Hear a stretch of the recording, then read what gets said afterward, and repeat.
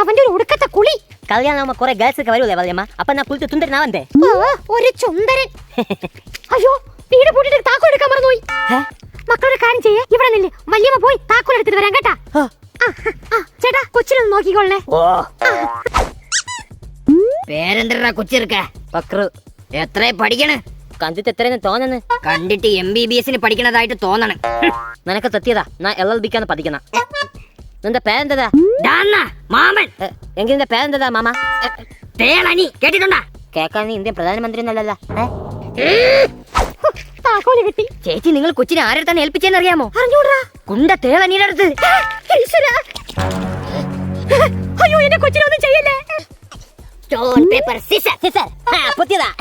വീണ്ടും പൊട്ടിയാ. അയ്യേ, കൊച്ചിർക്ക, നിന്നെ നാളെ എടുത്തോളാടാ. നമുക്ക് കാണാതാ. കാണാം. സ്റ്റോൺ പേപ്പർ സിസറിന് കോച്ചിങ്ങിന് പോണം.